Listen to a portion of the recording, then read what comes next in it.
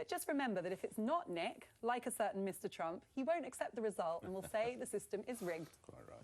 But first, it's me. Everyone agrees it's a disaster.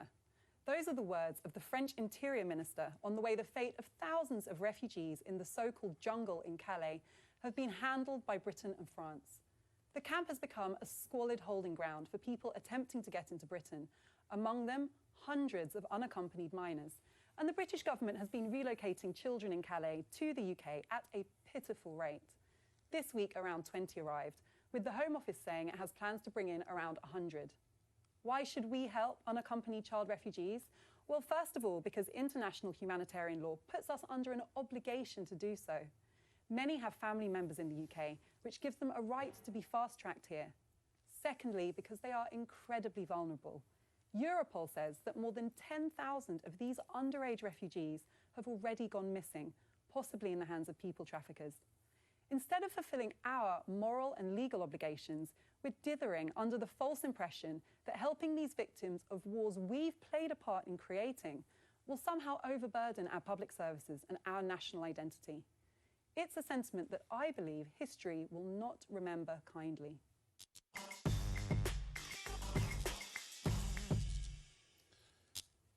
You call them children. You've seen pictures of these so-called children, have you? I knew you were going to go there. I saw the papers yesterday, yeah. Yeah. Well, they're not children. They need carbon dating, let alone dental checks. They're in their 30s, some of these people. They've got crow's eyes, they've got receding hairlines. The reason that the people... The Sun did a very powerful piece. There's a little boy called Daniel who's 9.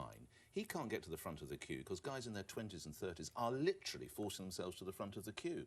Let's make sure we get it right first, Afua. I'm going to show you a clip of one of the children in the camp who's being relocated to the UK. Just have a look at this. Me. Just have a look at this. Have a look at this. Everywhere line, for food line, for jeans line, for shoes line, for shower line, everything line.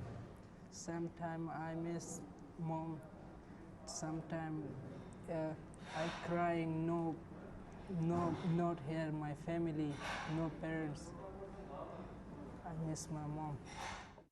You'll be surprised to hear, Nick, that I agree with you to the extent that I think it is really important, if we agree to take in child refugees, that they are children, because otherwise it undermines everybody's confidence in the system. But the reality is there are children like this boy, 9-year-olds, who are there in a desperate situation. There were reports about one 9-year-old who just said, there's nobody to put me to bed. It's heartbreaking. I agree. Now, the idea that a refugee can just breeze into Britain through a Home Office scheme with nobody checking their age is ridiculous. It's incredibly hard. These people flee with no papers, and there is a rigorous process. How did those guys get in this week?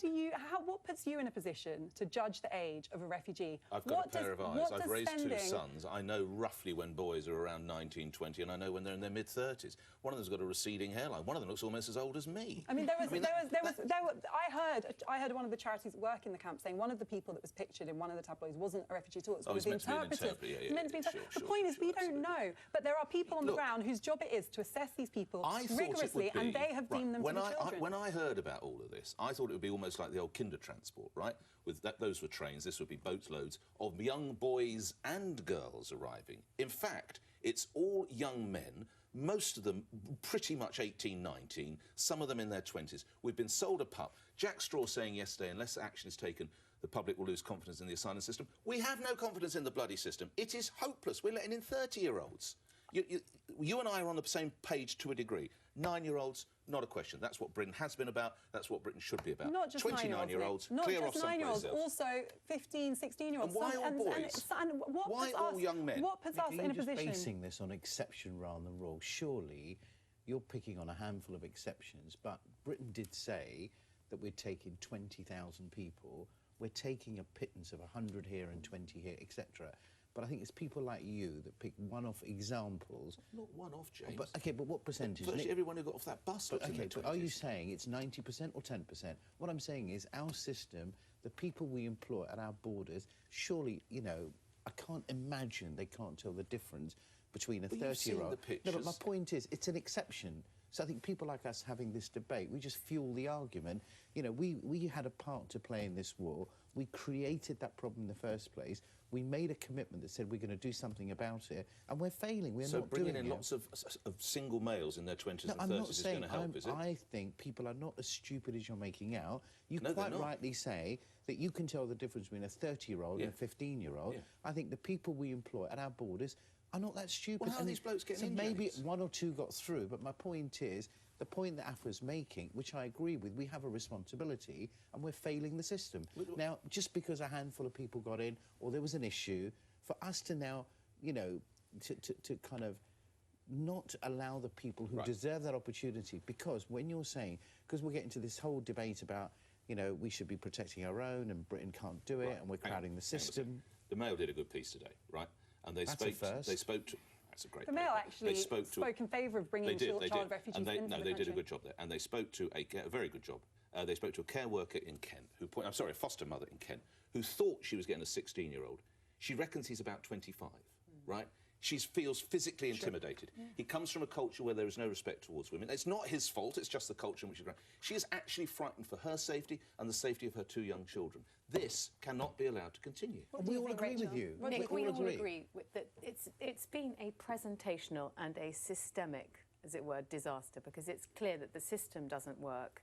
And when the system doesn't work, the pictures that are fed out to the world are absolutely disastrous, because it gives the impression that Britain is open to all young men who can pretend to be kids, who will come in as children and therefore take advantage of the Dubs Amendment, which says that unaccompanied minors will get preferential treatment.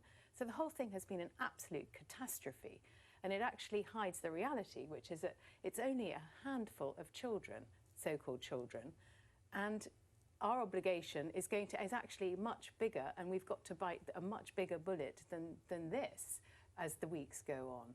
But if everybody now thinks that these guys coming in are possibly threatening, they're going to go into the children's care system as adults, that is a real problem. And I think that why haven't we seen, we're talking about pictures, why haven't we seen pictures of children, the pictures you wanted to see, of little boys carrying satchels in overcoats? We needed to see those pictures, not the pictures But it's not of the these fault of the hulking refugees, young is it? men. It's the fault of our system. It's the system. At the end of the day, we are criticising the system that we put in place, who are employed to do that job. It's a hopeless system. Border Force needs to be The reality is remade.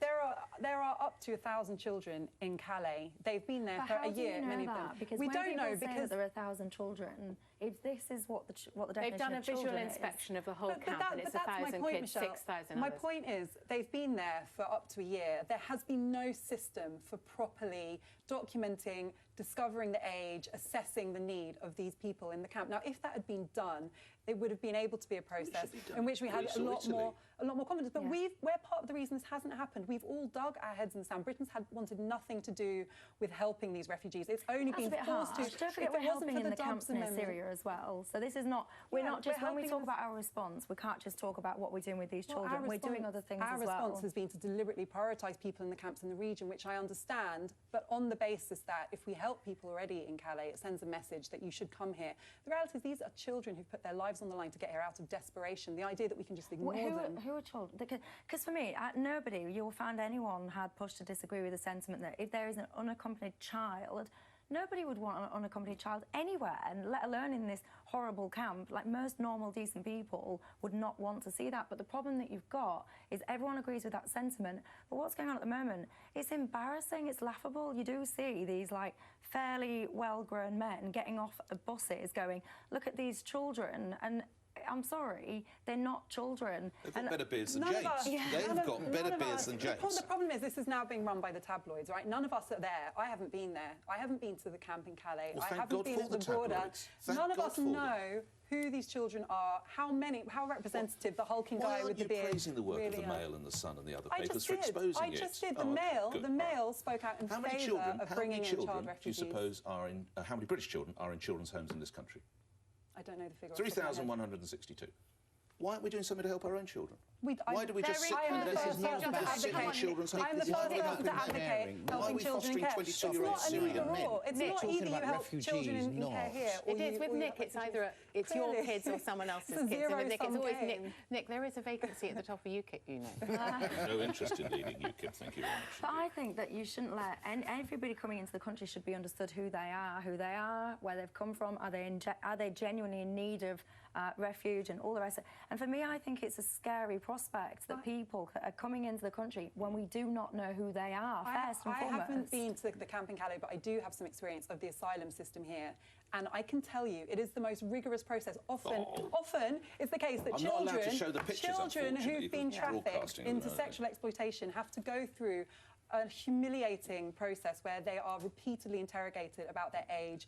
There have been cases where they've been asked to have dental x-rays, and in fact, Let's have those. councils have refused to believe dental x-ray evidence when it's not gone in their favour, when it's proved that someone's underage. They've said, well, it's not accurate anyway. So how did The these idea guys that it's come a in then, solution- Afua? Yeah, if it's Under so what stringent. system were these guys let in?